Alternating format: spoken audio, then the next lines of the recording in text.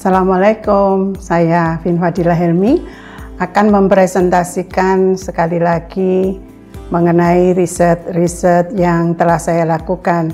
Nah, kali ini saya akan mendiseminasikan hasil riset yang berjudul Adaptasi dan Validasi Skala Fear of Missing Out atau dikenal dengan istilah FOMO. Nah, kita ketahui bahwa di era digital sekarang ini, di mana sifat pembaruan informasi melalui media sosial itu terus-menerus dilakukan dalam waktu yang dikatakan sebagai real time, sehingga memacu individu untuk terus mendapatkan informasi yang terbaru. Terus-menerus dilakukan, itu muncul satu perasaan kecemasan dan kekhawatiran ketika pengalaman orang lain atas suatu peristiwa yang dianggap lebih menyenangkan itu dia tidak terlibat. Nah, inilah kemudian mereka akan mengalami dalam jangka panjang itu depresi dan ketidakbahagiaan. FOMO merupakan satu perilaku yang berupa keinginan individu untuk dapat terus-menerus terkoneksi dengan segala hal yang dilakukan oleh orang lain, dan umumnya berupa pengalaman berharga dan menyenangkan yang belum pernah individu tersebut rasakan. Skala FOMO itu banyak, tetapi saya memilih skala FOMO yang dikembangkan oleh Przybylski dan kawan-kawan yang terdiri dari 4 aspek, yaitu social media engagement, psychological need satisfaction, overall life satisfaction, dan general mood. Nah, kita tahu bahwa di dunia ini banyak sekali perbedaan-perbedaan budaya yang terjadi. Padahal di satu sisi ada peningkatan jumlah proyek penelitian multinasional dan multikultural.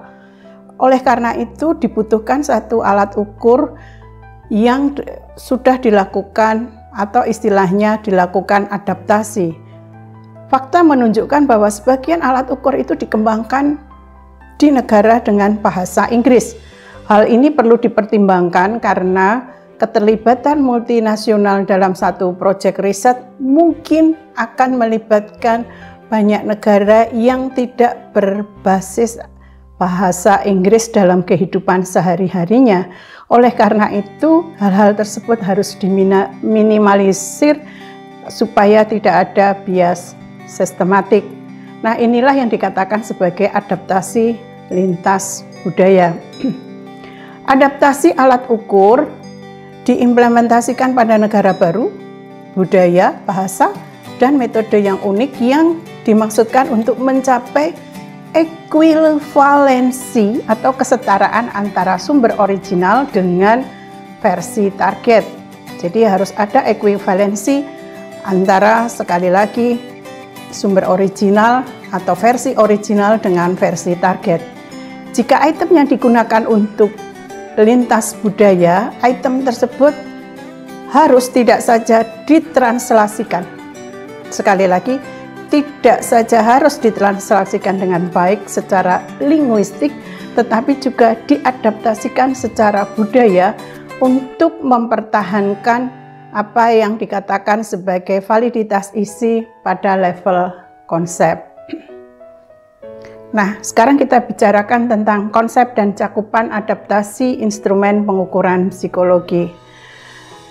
Jadi ketika ada sebuah alat ukur, misalnya satu contoh FOMO tadi, FOMO scale, maka dalam versi tes original atau skala originalnya orang sulit. Mengapa sulit? Mungkin tidak paham tentang isinya, mungkin kesulitan tentang formatnya, mungkin administrasinya yang berbelit, mungkin juga ada konstrak-konstrak yang kita tidak mudah dipahami. Oleh karena itu perlu sekali dilakukan adaptasi untuk mencapai kemudahan sehingga konten, format, administrasi berubah dan tetap mempertahankan konstrak. Nah, gambar berikut mari kita lihat. Mengapa sulit? Sulit karena mungkin bahasanya, mungkin budayanya, barangkali demografinya atau konteksnya yang berbeda. Jadi di sini ada konstruk yang relevan dan ada konstruk yang tidak relevan. Oleh karena itu, tugas pengembang tes adalah melakukan satu upaya adaptasi supaya mudah sehingga porsi dari konstruk yang irrelevan menjadi lebih minimal atau rendah. Itulah proses yang dikatakan sebagai adaptasi tes, begitu. Sehingga adaptasi tes, kalau bisa saya katakan, tidak hanya sekedar menerjemahkan tes. Atau sekali lagi, adaptasi skala tidak hanya sekedar menerjemahkan skala atau translasi konten.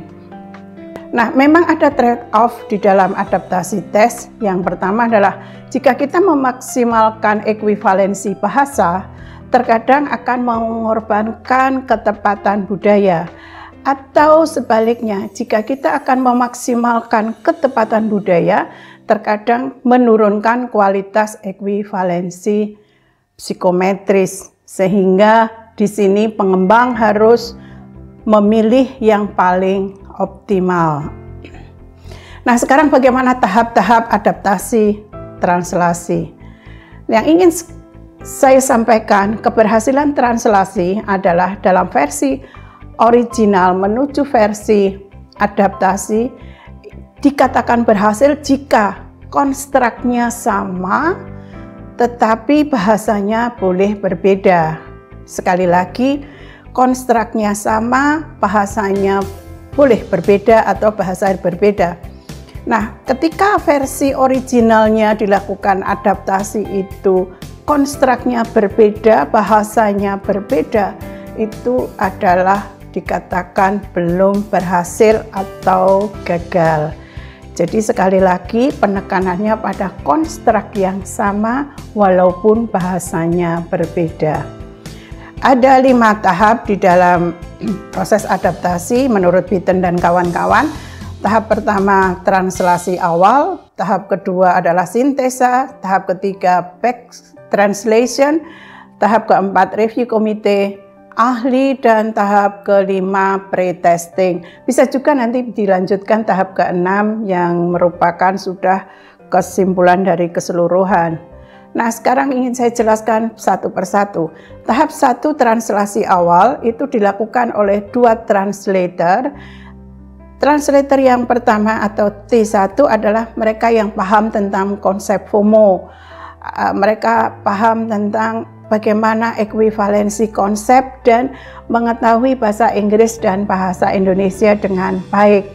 Nah, translator yang kedua atau T2 adalah naif translator. Jadi mereka bukan akademisi dan bahasanya bahasa awam. Nah, tahap kedua adalah sintesa. Sintesa ini antara T1 dengan T2. Menurut Bitten itu adalah bagaimana mereka melakukan konsensus antara T1 dan T2. Tetapi dalam riset ini proses itu tidak dilakukan konsensus, tapi dilakukan apa yang dikatakan sebagai perumusan. Jadi ada tim pengembang dan 2 anggota tim untuk merumuskan perbedaan-perbedaan dan kemudian merumuskannya. Nah, di dalam faktanya mengapa diambil hal semacam itu, karena perbedaan antara T1 dan T2 tidak mencolok sehingga hampir sama gitu. Tahap ketiga, back translation, berdasarkan hasil T1 dan T2 yang merupakan rumusan dari proses T1 dan T2, dilakukan translasi kembali ke bahasa asli, dalam hal ini bahasa Inggris, apa yang dikatakan sebagai back translation atau BT. Merupakan proses cek validasi untuk meyakinkan bahwa versi translasi mempunyai kesamaan isi item dengan versi original. Back translation ini dibutuhkan sekali lagi 2 orang, bahasa ibunya yang bahasa Inggris dan dia mengerti bahasa Indonesia, dan tidak perlu lagi ahli di dalam substansi karena ini hanya mengurangi bias-bias yang terjadi dalam proses translasi. Nah, tahap yang keempat adalah komite ahli. Komposisi dari komite ini adalah krusial untuk mencapai ekuivalensi lintas budaya. Minimum komposisi terdiri dari ahli metodologi, profesional bahasa, ahli substansi, dan para translator. Dalam riset ini, komite ahli dipimpin langsung oleh pengembang utama dan 2 tim perumus translasi. Mengenai konten dari apa yang kita presentasikan hari ini melalui PPT itu direview oleh ahli psikometri yang sudah berpengalaman dalam adaptasi. Jadi ada 2 orang, yang satu adalah ahli psikometri, yang kedua adalah yang berpengalaman dalam proses adaptasi tes. Nah, apa yang dilakukan oleh komite ahli? Peranan komite ahli adalah untuk mengkonsolidasikan semua versi skala yang mengembangkan apa yang dipertimbangkan sebagai skala prefinal. Komite akan mereview semua translasi dan mencapai satu proses konsensus. Dan materinya terdiri dari hasil T1, T2 yang hasilnya dikatakan sebagai T12, kemudian B T12 bersama-sama berkorespondensi sebelum penyusunan report. Komite ahli akan membuat keputusan sehingga dokumen tertulis harus memuat isu dan alasan berdasarkan keputusan tersebut, dan keputusan tersebut bertujuan untuk mencapai kesetaraan atau ekuivalensi antara sumber daya dan target. Nah, kesetaraan itu apa saja? Ada 4. Kesetaraan logistik. Yang pertama, yaitu menyangkut kesetaraan dalam bidang semantik. Apakah kata-kata yang digunakan sama? Apakah memiliki banyak arti? Apakah ada kesulitan dalam penerjemahan? Itu semua masuk di dalam kesetaraan semantik. Kemudian kesetaraan idiomatis terdiri dari bahasa sehari-hari atau idiom yang sulit diterjemahkan. Komite dapat memformulasikan ekspresi yang sepadan dan sesuai dengan target. Selanjutnya adalah kesetaraan di dalam pengalaman. Ada beberapa hal, item yang diperuntukkan menangkap pengalaman sehari-hari, seperti di suatu negara atau budaya lain yang seringkali tidak mudah diterjemahkan atau ditangkap dengan baik. Nah, ini kuesioner dapat diganti dengan item yang hampir sama dan berkesinambungan dengan budaya target. Contoh, apakah Anda mengalami kesulitan menggunakan garpu? Karena pertanyaan ini bisa saja bermasalah ketika responden tidak menggunakan garpu untuk makan. Misalnya itu di daerah-daerah atau di desa-desa di Indonesia. Nah, kesetaraan konseptual. Lain budaya, lain makna dari sebuah konsep. Sebagai contoh, kalau kita merujuk pada istilah keluarga, keluarga di Indonesia mungkin akan mempunyai 2 pengertian, yaitu keluarga inti atau keluarga besar. Nah, itulah yang harus jelas apa yang dimaksud dengan keluarga. Beda dengan di negara-negara individualis, yang dimaksud keluarga adalah keluarga inti. Pretest prefinal itu merupakan tahap 5. Tahap akhir dari proses adaptasi adalah pretest. Tes lapangan dari kuesioner yang baru digunakan sebagai versi prefinal yang ditujukan untuk responden target. Nah, idealnya sekitar 30 sampai 40 responden itu dirasakan sudah cukup. Walaupun tahap ini berguna untuk mengetahui interpretasi responden terhadap kuesioner, tahap ini tidak dapat digunakan untuk melihat construct validity, reliability, atau pola respon item. Jadi semata-mata hanya proses adaptasi dan belum proses validasi. Tahap yang terakhir, submission documentation kepada developer. Nah, ini tahap akhir adalah bagaimana satu proses dokumen-dokumen tadi dapat dikumpulkan dan dilakukan suatu saat proses audit yang mana semua tahap sudah dilakukan dengan baik dan diasumsikan bahwa hasil translasi sudah memadai sebelum diaudit oleh komite. Baiklah, sekarang saya akan masuk pada tahap adaptasi dan validasi skala FOMO. Apa yang sudah kami lakukan. Jadi proses adaptasi translasi oleh T1 dan T2. T1 seorang sarjana psikologi dan profesional bahasa. T2 seorang magister di bidang bahasa dan profesional bahasa. Jadi tidak paham mengenai konsep psikologi untuk T2. Selanjutnya dilakukan pembentukan perumusan oleh tim begitu. Contoh translasi T1 dan T2.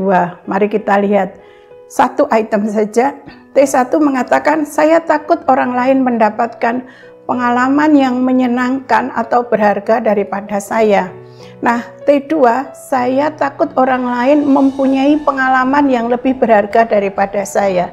Jadi secara substansi sebenarnya sama, tetapi secara redaksional ini berbeda. Nah, contoh dari T1 dan T2 ini kemudian kita rumuskan menjadi T1 dan T12. Rumusannya menjadi sebagai berikut. Saya takut orang lain mempunyai pengalaman yang lebih berharga daripada saya. Nah, itu contoh satu item dan bisa dilihat di item-item berikutnya. Kemudian untuk back translator, untuk back translation 1 dan 2 saya akan memberi contoh satu item. Back translator yang pertama mengatakan, I am afraid that others have experience that are more valuable than my own. Yang kedua, back translation yang kedua, I am afraid of other people having more worthwhile experiences than mine. Nah, ini satu contoh di mana BT1 dan BT2 sedikit agak berbeda tetapi isinya sebenarnya sama. Kemudian dari BT12 sudah kita dapatkan dikomparasikan dengan T12. Nah, saya ingin memberi contoh translasi 12 item 1. Saya takut orang lain mempunyai pengalaman yang lebih berharga daripada saya. Nah, kemudian di dalam back translation 12, I am afraid that others have experiences that are more valuable than my own. Nah, itu terus dilakukan sampai item yang terakhir. Karena ini hanya 10 item, maka 10-10-nya harus dilakukan kesemuanya. Nah, jadi setelah dilakukan 10 item tersebut, artinya proses adaptasi sudah selesai. Sekarang saatnya kita masuk tahap terakhir adalah validasi dari hasil adaptasi. Jadi dalam validasi ini, instrumen yang baru seharusnya juga memenuhi beberapa aspek properti psikometris. Jadi sekali lagi, setelah dilakukan adaptasi, maka harus dilakukan validasi apa saja properti psikometrisnya, yaitu daya beda item, reliabilitas, validitas isi, validitas konstruk. Uji coba skala FOMO ini dilakukan pada responden sejumlah 203, di mana pria 57 dan wanita 146, usianya bergerak antara 14 sampai dengan 33 tahun sesuai dengan range usia penggunaan dari medsos yang paling besar pada usia tersebut, dan rata-rata usianya adalah 20,9 tahun. Nah, mari kita perhatikan. Dalam tabel daya diskriminasi item terlihat bahwa skornya hampir semuanya lebih dari 0,3 di mana batas kriteria. Artinya daya diskriminasi butirnya tinggi. Mari kita perhatikan yang paling rendah adalah 0,390 dan yang paling tinggi adalah 0,689. Sehingga bisa dikatakan daya diskriminasi item pada skala ini adalah tinggi. Kemudian kita lakukan pengujian konsistensi struktur pengukuran. Di dalam FOMO itu ada 4 aspek yang merupakan satu dimensi, sehingga konstruknya terdiri dari X1, X2, X3, X4. Nah, dikatakan translasi ini berhasil ketika versi originalnya yaitu konstruk X1, 2, 3, 4, lalu dilakukan proses adaptasi instrumen, kemudian dilakukan uji validasi, akan memunculkan versi adaptasi di mana konstruknya tetap, artinya X1, X2, X3, X4. Itu yang dikatakan sebagai proses atau keberhasilan dari proses translasi. Nah, bagaimana kalau yang belum berhasil? Belum berhasil dikatakan jika konstruk X1, X2, X3, X4 yang merupakan versi original ketika dilakukan adaptasi instrumen akan muncul misalnya saja menjadi faktor 1 dan 2 sehingga strukturnya berubah. Nah, mari kita perhatikan gambar 1, strukturnya tidak berubah, komponennya menjadi 4 aspek, begitu 4 komponen, sementara struktur yang bawah itu berubah menjadi 2 faktor. Nah, itu yang dikatakan sebagai belum berhasil. Bagaimana hasil dari uji coba kami? Hasil CFA atau Confirmatory Factor Analysis menunjukkan konstruknya tidak berubah. Jadi ada 4 aspek yang merupakan satu unidimensi begitu. Nah, bagaimana goodness of fit-nya? Jadi dari rujukan kami dari Ghazali 2017, Pur and Baccarat 2013, Hu and Bentler 1998, Forza and Filippini 1998. Jadi kalau kita perhatikan parameter yang digunakan ada chi-square, ada probabilitas, kemudian TLI, CFI, RMSI. Jika dilihat nilainya maka masih masuk di dalam parameter sehingga bisa dikatakan model ini fit sesuai dengan struktur pengukuran. Nah, jadi bisa saya sampaikan bahwa pemahaman yang kurang baik mengenai proses translasi menyebabkan instrumen tidak ekuivalen dan dengan kuesioner yang asli. Ekuivalensi atau kesetaraan yang rendah akan membatasi proses perbandingan respon dalam berbagai populasi yang disebabkan oleh bahasa dan budaya. Jadi dalam artikelnya Bitten dikatakan bahwa petunjuk mengenai proses adaptasi skala yang digunakan dengan salah setting yang berbeda itu sudah sangat rinci dan kita bisa mengikutinya proses tersebut walaupun dalam konteks penelitian ini sedikit ada revisi. Yang terpenting dalam proses adaptasi ini adalah translasi bukan secara otomatis membuktikan panduan dalam pengukuran yang valid dari budaya yang lain, tetapi membutuhkan valid ini merupakan satu proses validasi isi dan konstruk. Kemudian hasil adaptasi belum selesai harus diverifikasi dengan hati-hati melalui proses dalam testing final, yaitu untuk mendapatkan dukungan properties psikometris mengenai validitas dan reliabilitas berdasarkan hasil proses adaptasi yang kemudian dilakukan validasi, baik itu validitas konstruk maupun daya beda item dan satu lagi reliabilitas, maka telah tersusun skala fear of missing out yang kompatibel dengan budaya kita. Terima kasih. Itu yang bisa saya sampaikan. Jika ada yang ingin didiskusikan, silahkan ditulis di bawah ini.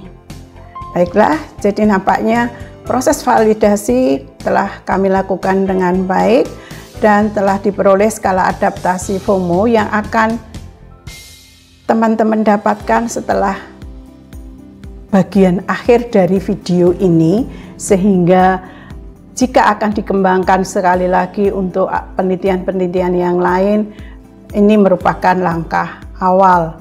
Dalam kesempatan ini saya ingin mengucapkan terima kasih yang sebesar-besarnya kepada reviewer dari konten ini adalah Bapak Wahyu Widiarso ahli psikometri dan Rahma Dhani Marvianto.